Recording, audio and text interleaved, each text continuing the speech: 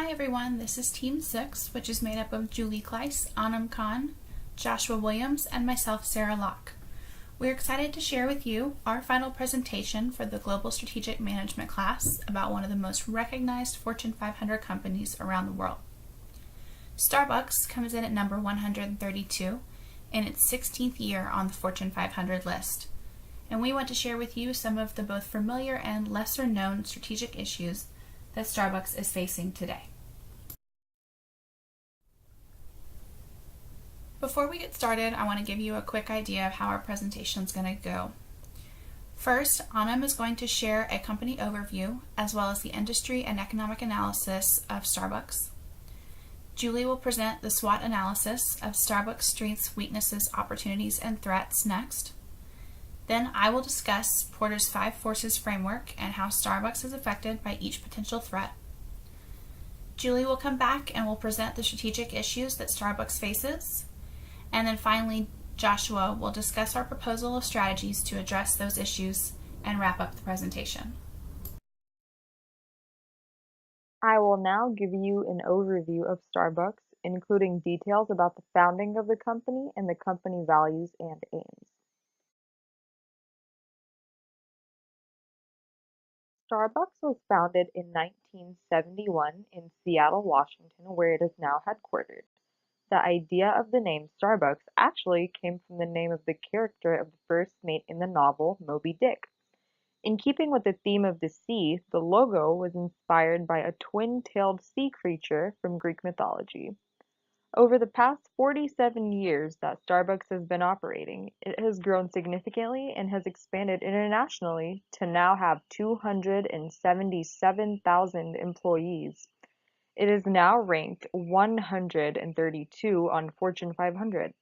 Last year, the company generated $22.4 billion and had a market capitalization of $78.7 billion.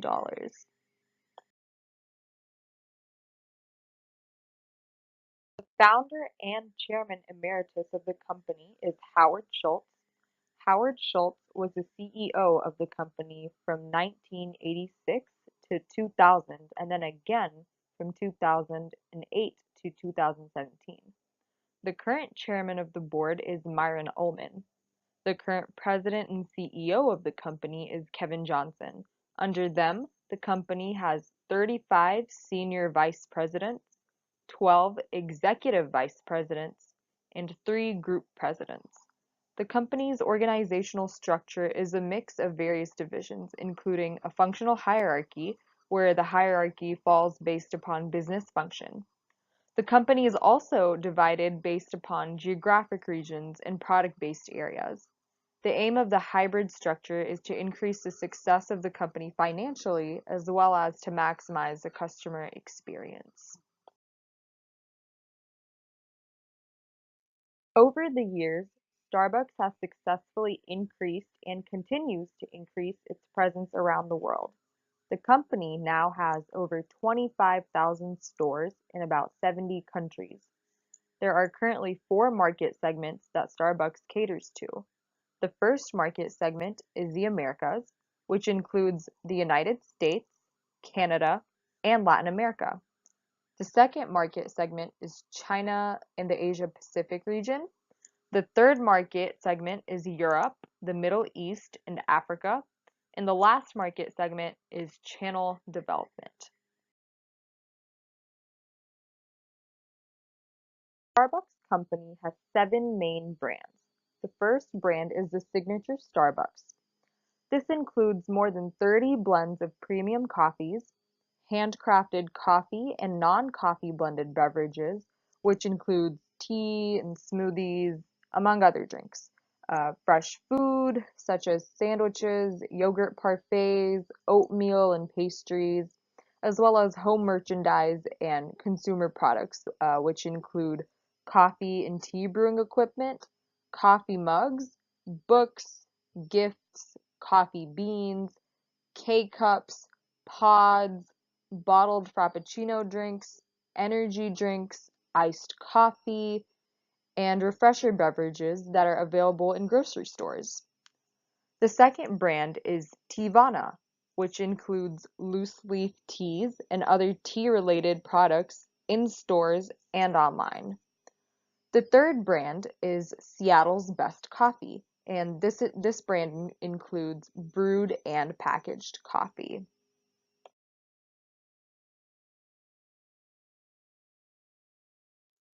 The fourth brand is Evolution Fresh, which includes yogurts as well as bottled fruit and vegetable juices, which utilize the method of pascalization or high-pressure processing using fresh ingredients to be produced. The fifth brand is Tazo, which includes packaged and herbal tea that is available in grocery stores. The sixth brand is Torrefazione Italia coffee, which includes packaged coffee, which is available in Starbucks stores as well as in grocery stores. The last brand is Ethos brand, which works to raise awareness about water access issues for people in developing countries. Ethos issues charitable grants to various groups that work to alleviate water access issues. Ethos further donates 5 cents earned from each bottle of water to the Ethos Fund, which had distributed about $12.3 million in grants to water-stressed countries.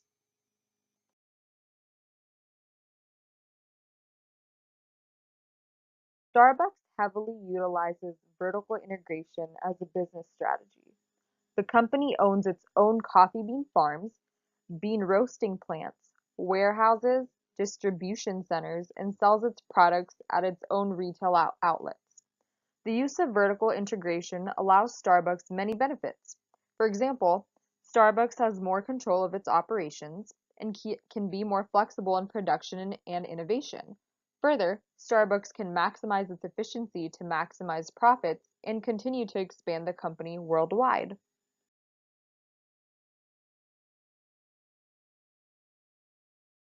The mission statement of Starbucks is to inspire and nurture the human spirit, one person, one cup, and one neighborhood at a time.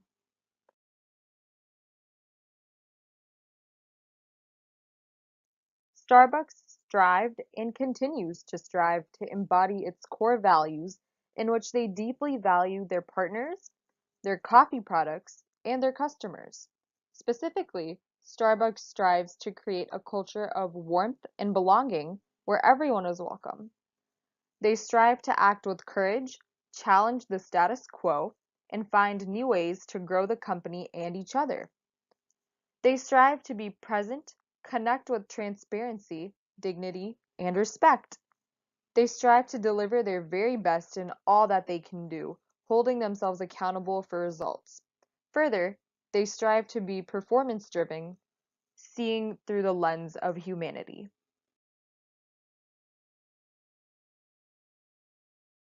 Starbucks' main goals is to be a socially responsible company, and thus it engages in corporate social responsibility, prioritizing philanthropy.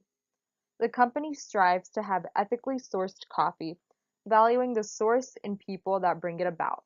For example, the company works to support farmer loans and establish forest conservation programs.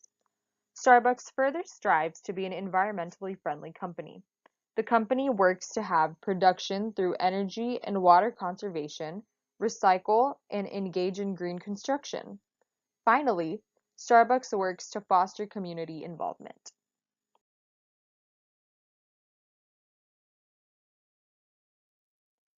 Now, I will walk through where Starbucks stands in the coffee industry and how the company is performing economically.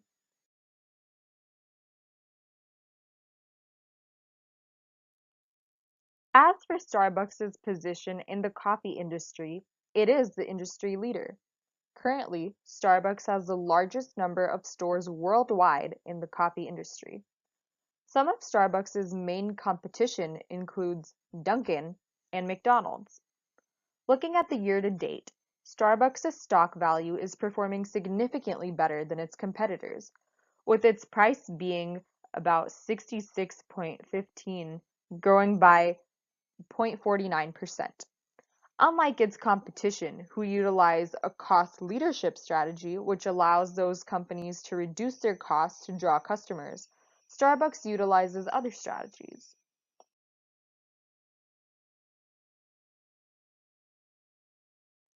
In order to retain their competitive advantage in the industry, Starbucks has a product differentiation strategy unlike its competitors.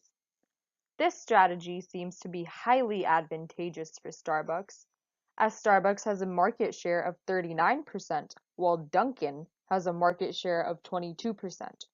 Product differentiation allows Starbucks to engage in diversification and product innovation. This helps Starbucks establish customer loyalty, where customers would prefer quality and variety over the cost. It further allows Starbucks to practice flexibility, where the company can adapt to customer tastes and changing trends. The company further retains its competitive edge by retaining customers through its corporate social responsibility and by valuing its employees. Further, Starbucks plans to shift its market from an urban market to a more suburban market in order to increase sales and in order to stay as the industry leader.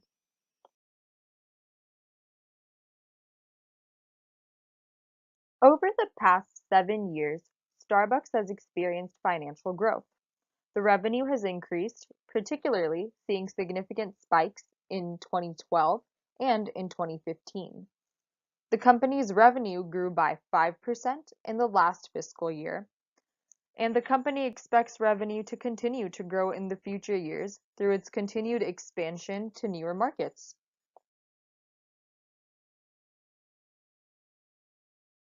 Starbucks will now also focus more on the suburban market. The company plans to open 3,400 more stores in the US by the year 2021. Apart from the United States market, Starbucks' second fastest growing market is in the country China. The number of Starbucks locations in China has been continuously increasing throughout the past 7 years. Last year, the company added 2,936 stores to the Chinese market, growing by 23.3%. Starbucks expects for that number to continually grow and hopes to expand its presence in China. And it hopes to continue to retain its competitive edge by having more stores in the country than Dunkin' and McDonald's combined.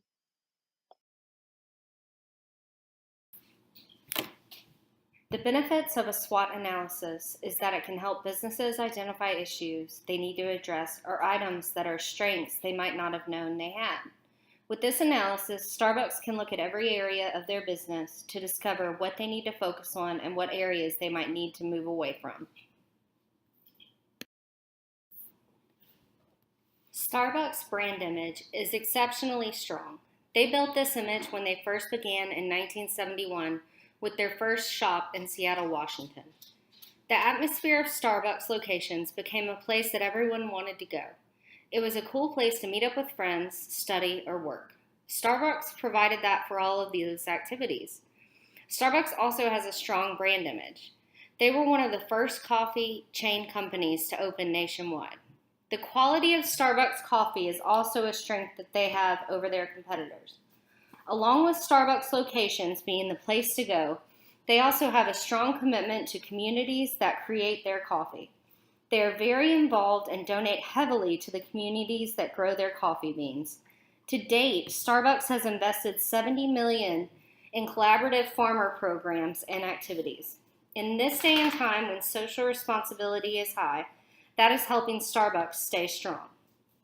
With all of this, Starbucks has also signed a strategic alliance with Nestle. This will help them become more globally available. This merger will help Starbucks merge into regional markets it has not yet penetrated and will give Nestle's Nespresso and Nescafe the Starbucks logo for their brand. Starbucks also has many brand names including Teavana, Seattle's Best Coffee, Evolution Fresh, Tazo, and Ethos Water. Starbucks has been working on their technology with new streamlining of operations that they are adopting more quickly to ever-changing market. This gives them a sharp competitive advantage over their competitors.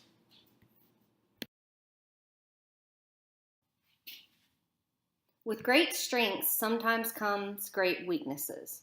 One of Starbucks' biggest strengths is the quality of coffee. It is by far a higher quality than a lot of their other competitors. However, with this focus on quality, it is harming their bottom line and market share. It is very interesting that one of their strengths is causing this much of a downside, but with Starbucks, it is. Starbucks has focused on quality since day one of their opening. However, with high quality usually comes a higher price. This price was once acceptable, but after the crash of 2008, price became an issue of more concern. A lot of customers could not justify a $3 to $4 cup of coffee when they could just as easily obtain one for $1 to $2 from one of Starbucks' competitors. Starbucks does not have much room to decrease the cost of their coffee because of the cost it takes to make their coffee.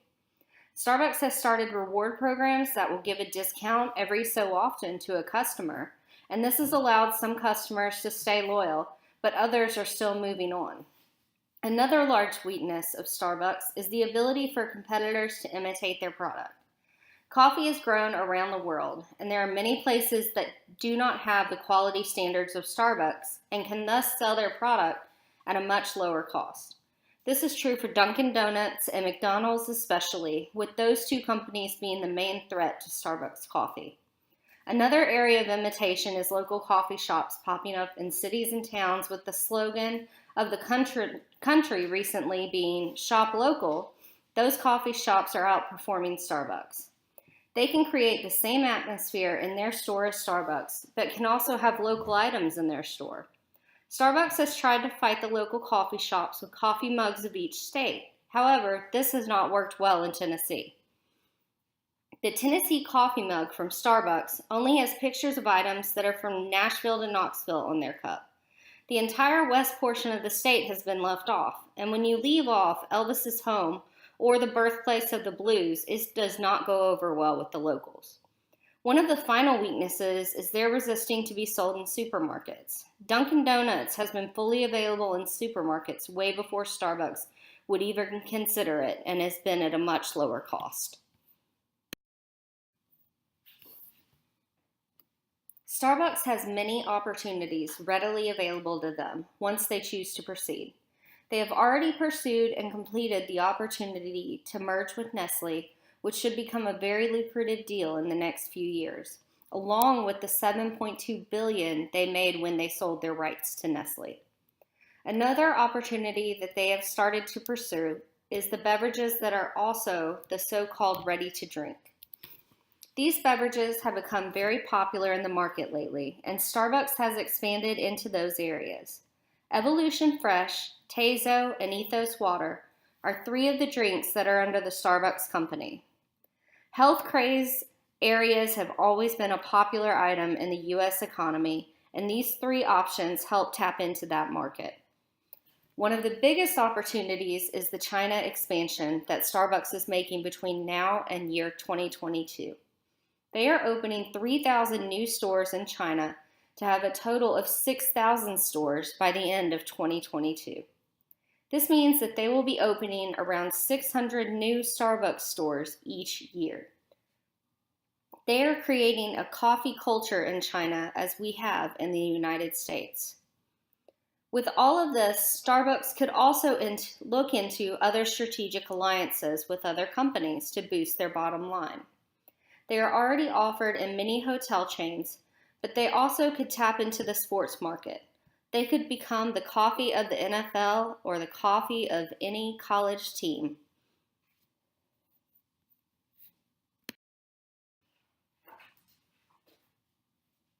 The threats to Starbucks are the main weaknesses of Starbucks. Competition of lower cost coffee in the US and globally will always be a large threat.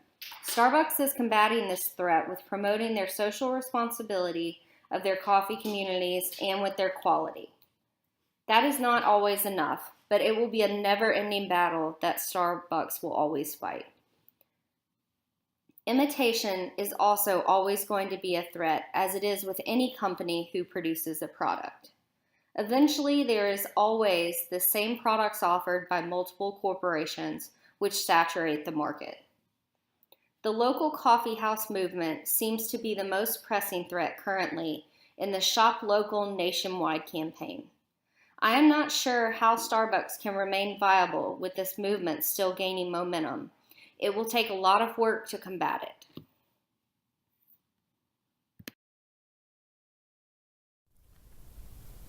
Another way that we are going to analyze Starbucks is looking at the 5 forces framework. Professor Michael Porter of the Harvard Business School developed a commonly used model called the 5 forces framework to understand the level of threat in an industry. The 5 forces include the threat of entry, the threat of rivalry, the threat of substitutes, the threat of powerful suppliers, and the threat of powerful buyers. The first of the 5 forces that make up the framework is the threat of new entrants. New entrants are firms that have recently begun operating in an industry. In this case, it would be new entrants into the food service industry, or more specifically, new coffee shops and coffee suppliers. In order to understand this threat, we must determine what would make a company want to enter the industry. The motivation for entrance may start when a company notices the success that incumbent firms have achieved. In this case, Starbucks and many of its competitors have achieved great success and would make the industry look very attractive.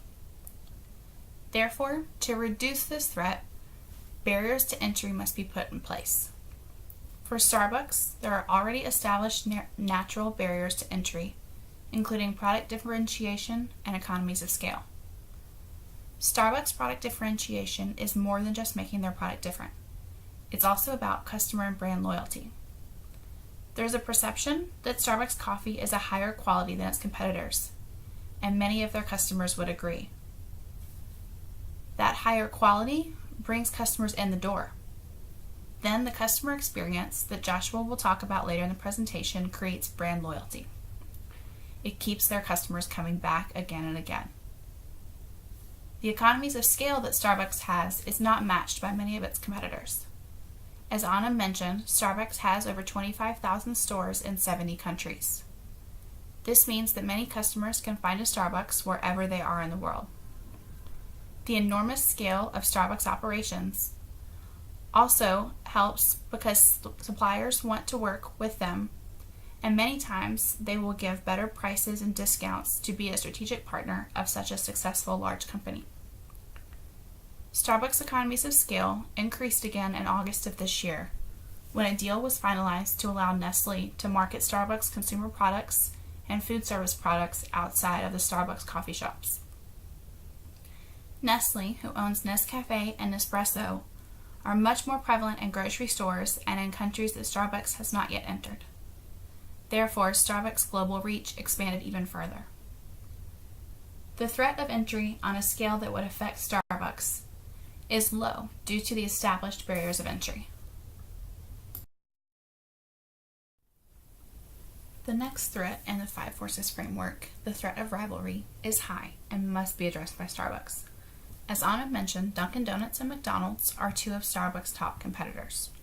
Starbucks currently holds 39% of the U.S. coffee chain market share, while Dunkin' Donuts comes in at 22%. The other 38 to 40% are smaller players and local coffee shops. Dunkin' Donuts and McDonald's are able to compete with Starbucks using similar tactics as Starbucks to make their brand seem high quality. However, they are less expensive, and customers are starting to notice.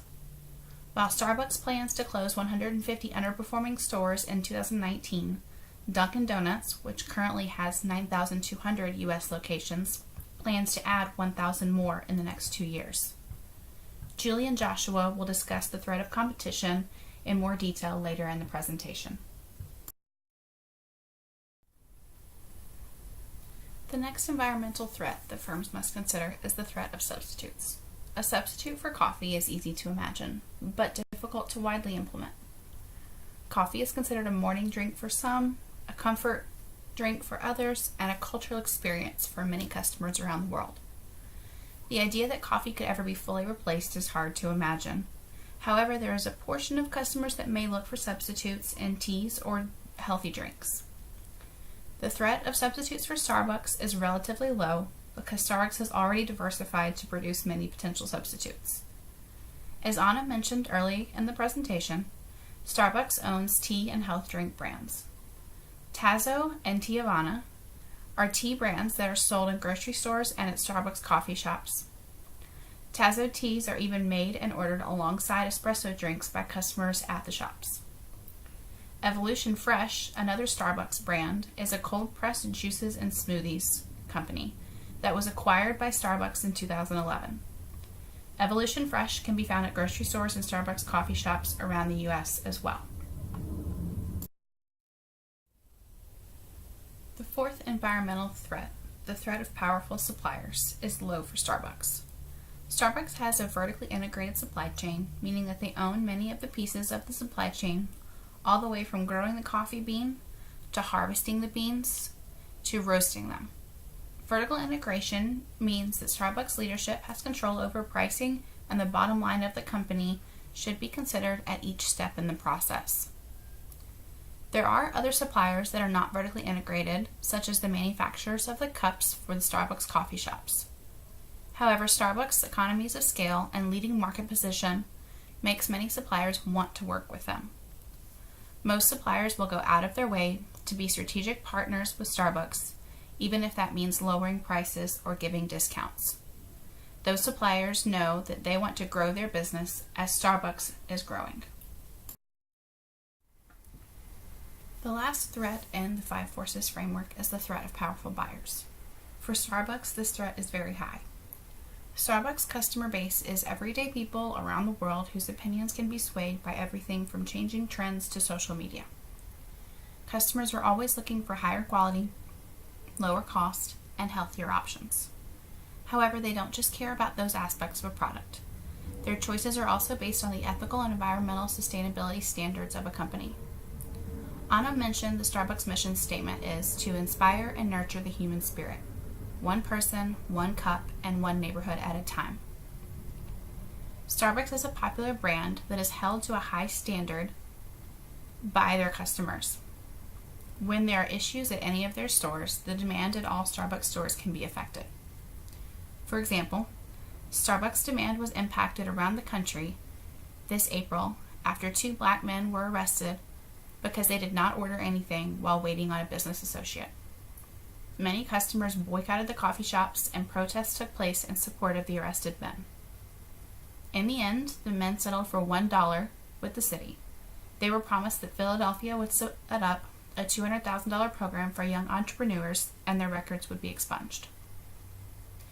In response to this incident, Starbucks closed 8,000 U.S. stores on the afternoon of May 29th, and 175,000 employees were trained on unconscious bias. This is one extreme example of how circumstances at one store can have an impact across all of Starbucks' demand because of the power of their customers.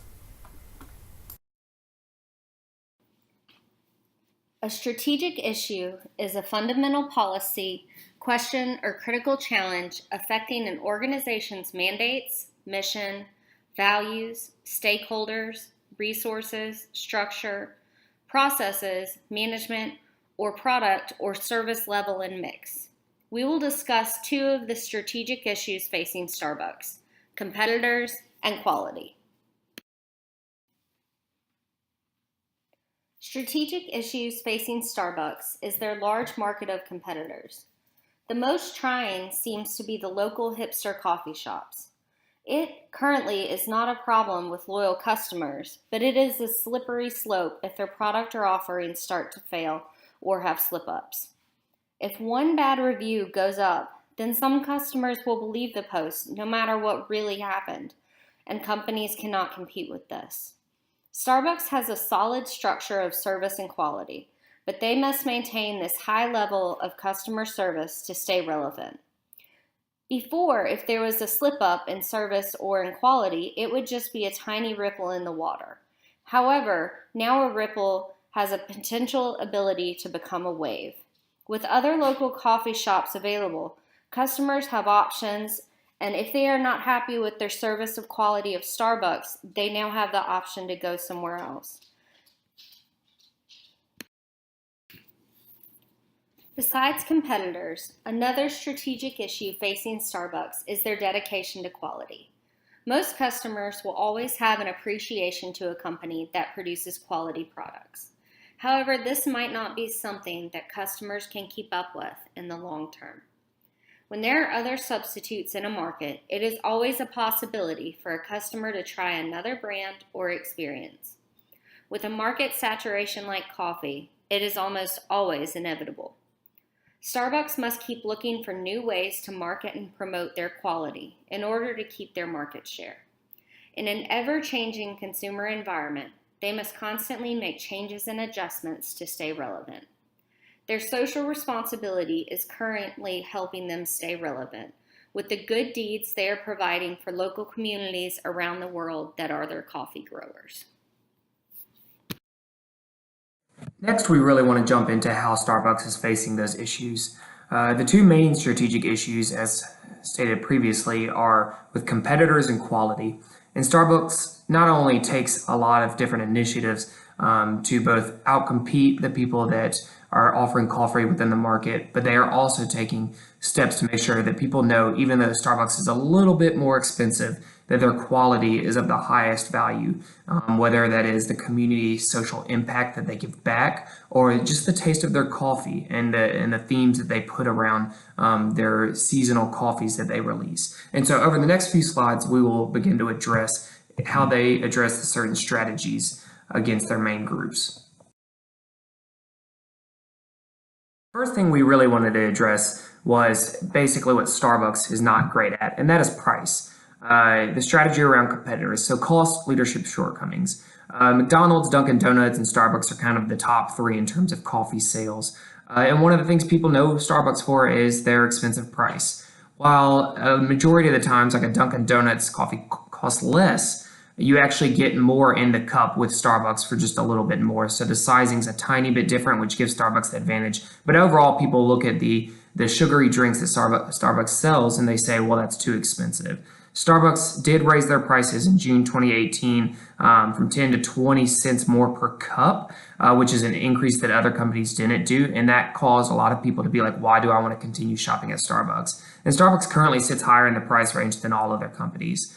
We wanted to start with that because that is really the shortcoming they have when it comes to competitors. But Starbucks takes so many different steps to beat out their competitors in the other categories and give consumers the great taste and the great experience that they expect with Starbucks coffee. Contrary to the weakness of price when Starbucks looks at its competitors, one of the things it does so well is diversification. Starbucks is truly everywhere, and that is not just in the stores that you see on the streets. While there are tons of Starbucks all over the world and is one of the most well-known coffee brands, they also diversify their business. I'm guessing you've probably seen the two photos or seen a version of the two photos that is on the screen. One is obviously in hotel rooms. Starbucks coffee is everywhere. It is in Hilton's, Marriott's, Sheraton's. That is whether it is an actual in-store Starbucks within the hotel, or if it's something like what you see on the left, which is Starbucks coffee available in the mornings to be brewed in the, I guess, in-room coffee makers. Or on the right, that's a typical Starbucks grocery chain setup. And if you look across the other brands, whether it's the McDonald's or the Dunkin' Donuts or the so many other types of coffee, very rarely is anything that prevalent, that on brand. It may have a few packages, but it doesn't have a whole section dedicated strictly to one coffee brand. And that's because Starbucks has really put an emphasis to be that brand leader within the stores. And that's for the whole bean coffee, that is for ground coffee, that is for the espresso shots or the mocha frappuccinos that are already made, or the many other things that Starbucks offers. And then they also offer actual machines. And you do have the Nespressos and the other coffee makers, but Starbucks has specific machines that go in home. And so when you look at the entire Starbucks brand, it's not just in the stores you see everywhere. It's in the grocery lines, and it is prevalent in the grocery lines. And it is in a majority of hotels that you see. And that's because they have great relationships with these hotels and a great diversification strategy that kind of holds them above their competitors in terms of brand awareness. One of the things that allows Starbucks to stand out extremely around competitors is their experience. Everyone knows the Starbucks experience.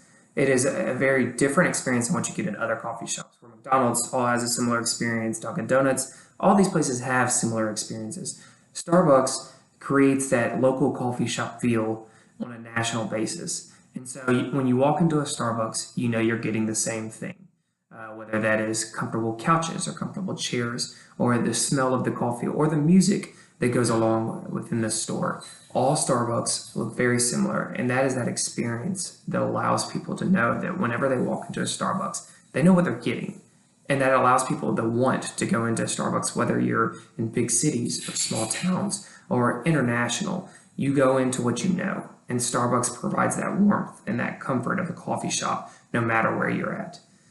Along with that come the technological advancements and some of the things Starbucks does. One is that music I was talking about. Starbucks has paired with different groups like Spotify to create a coffee house, playlist. And so even when you are not in Starbucks, you can go on Spotify and find that music that you love listening to, that relieves you, that's calming.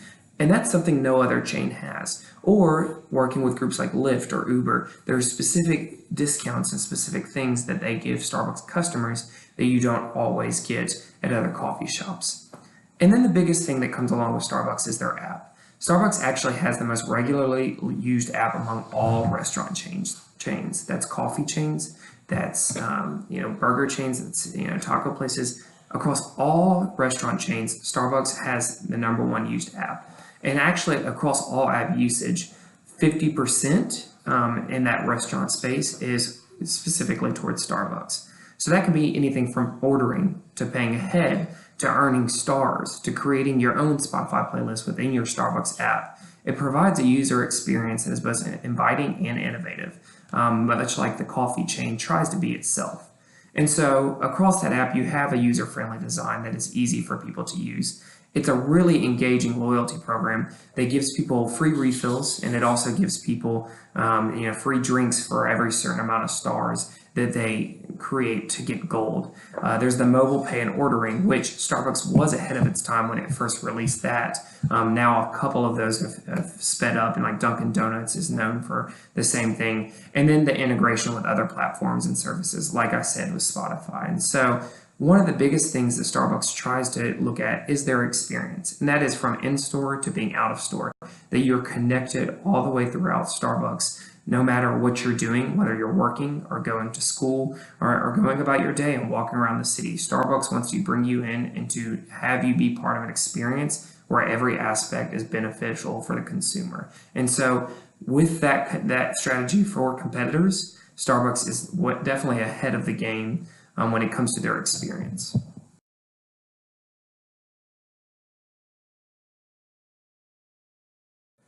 Following up on the strategy around competitors, the next major issue that Starbucks tries to navigate around is the quality. The thing with coffee quality is it's kind of in the eye of the beholder, the consumer. One of the big things is some people love Starbucks coffee. A lot of people hate it.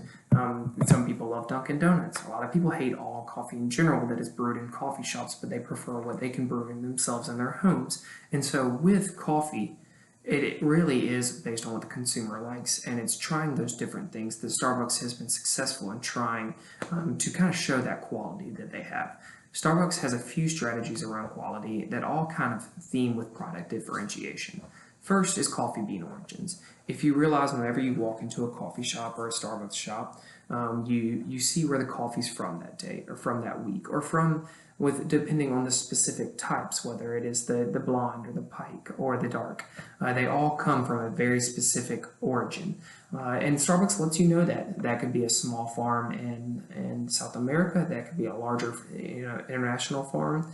You don't know, but the good thing is Starbucks allows you to see as the consumer directly where your coffee beans are coming from. And not only on that, they take it a step further, and they take it with the route of corporate social responsibility. They help these local farmers, whether it's providing jobs, providing money, providing resources, and providing development for the local areas, and they tell that story. And so even if you don't love Starbucks coffee and you're trying to decide where you want to go, the consumer has the input, the idea of the quality around not only the coffee bean, but the quality of what Starbucks is doing to help impact local communities all around the world because they tell that story. The next thing they do are the different levels. And so normally you do have the decaf and the regular, and then sometimes the dark, depending on where you're going to in terms of a competitive coffee shop. But at Starbucks, you know you have the pike, you know you have the blonde, and you know you have the dark. And those three are segmented, but then they also have seasonal varieties. And so there is a Christmas blend around Christmas that tells you where that comes locally. There is, a different pike blend. There is a different blonde blend. So that different level of coffee allows people to feel like they're trying something new, but they also are consuming things that they like, and they can try and be a coffee connoisseur. And then the last is the customization to create identity.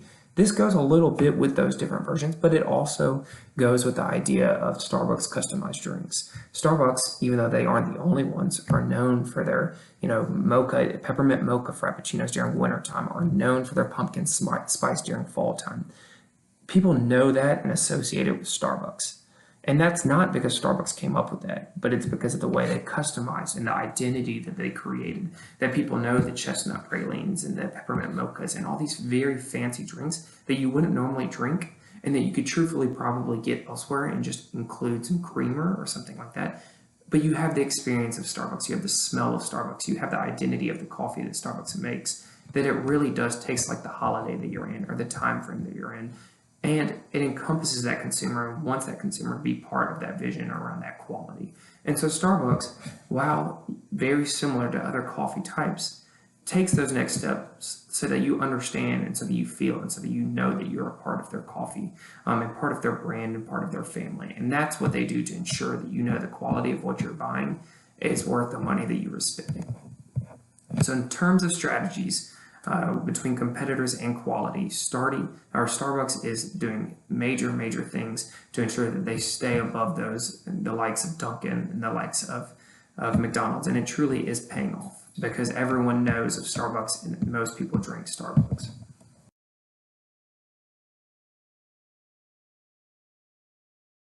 So that basically wraps it up when we're discussing Starbucks. We obviously put together a lot of different ideas from the company overview to the strengths and weaknesses and opportunities and threats to the Porter's 5 forces to kind of the strategic issues that Starbucks faces. In a company that formed in Seattle, Washington, and has grown to international today, they have a huge emphasis on kind of building that strength both in the U.S. market and the Chinese market. Those are kind of the two next steps that they are taking to make sure that they capitalize upon some of the biggest coffee drinkers in the world. And we definitely know that China and the US have huge numbers of people that want to consume these things. And so Starbucks is taking the right steps, even with people saying they are more expensive than their competitors, to prove why you want a Starbucks cup, whether that is the experience that you get, the taste of the coffee, the unique, feelings that you get around drinking a holiday blend during, the holiday times, listening to the music that you like to listen to in the store and getting rewarded for it and getting a free drink later on. And so Starbucks is continuing to do good, not only in other communities, but make people feel good in all communities. And that's a huge part of why Starbucks is continuing to be successful. So on behalf of all of us, we want to say thank you for listening in. We have references that follow in case you want to reference any of the information that we found. But overall, thank you so much on behalf of Julie, Sarah, Joshua, and Anum. We've been so appreciative for y'all listening. Thank you.